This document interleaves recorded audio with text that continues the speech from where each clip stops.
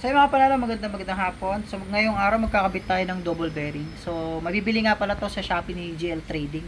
At syempre, sa pagkakaalam ko, ang gumawa nito yung isang sikat na, syempre yung pioneer ng sniper, yung mentor natin, no? Isa sa mga mentor natin. Shoutout sa iyo, Master Mang Kepwing, yun. Drix Loco Works.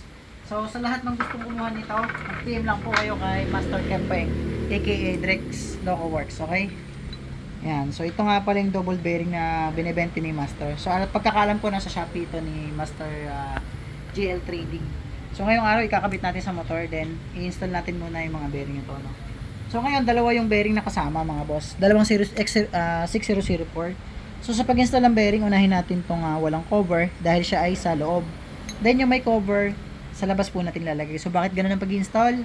Siyempre po, para ma-maintain natin yung grasa na, ay yung bearing na mayroong grasa. At ito pong nasa labas, ay hindi po yan basta-basta pinapasok ng tawag dito, mga gabok. So, kaya nga po mayroon yung dasil dito. Ngayon po, wala na siyang dasil. Kasi double bearing na siya, mga boss. So, ano nga bang purpose ng double bearing? So, mas matibay po yung ating tawag dito. Mas matibay, mas tatagal yung ating isang bearing. Kasi dalawa na siya. So, yung magsasalo ng bigat is dalawa na, so hindi na nag-iisa, okay? So yun yung purpose. So bago niya ikabit sa plane shop na bago, lagyan nyo muna ng grasa mga bossing yan. Shoutout kay Master Kepwing yun, kay Sir Mang Kepwing, kay bossing Master Kepwing at kay Master Kepwing. Siyempre yan, kabit na natin tong dala ni bossing. So yun, sa lahat na mag-PPM, mag-message lang kayo kay Mang Kepwing, ano. Kabit na natin to agad. So yung bearing niya is Koyo 6004, made in Japan.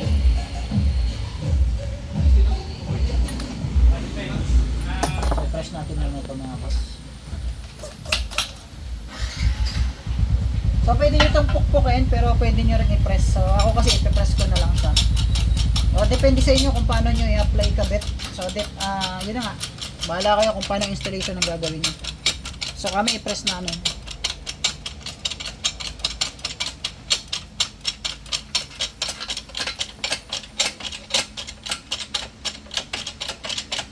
So smooth mga boss kasi may grasa.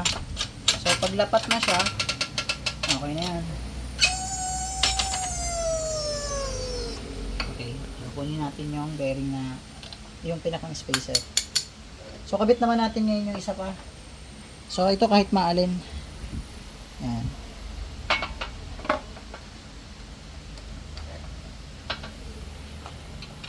Maganda tong kay ano na to, kay Master Kepwing na to. Naibigan ko nga bumili rin ito para sa sniper natin. So sa lahat ng bibili nito, yun, mag-message lang kayo dun. Okay na siya mga boss. So medyo old siya ng konti, ano. So yung nga ba yung isang benepisyo nito? Hindi na kayo mahihirapan maglasalpak ng spacer kasi buslot na siya dito, no. So naka-fit na siya. Kumpara dun sa ating nilalagay na spacer, laging nahuhulog ito. Ang maganda dito, yan, no, swak na siya dyan mga bossing yan. Diba ang ganda pag ganun. So let's go, install na natin sa motor ni bossing.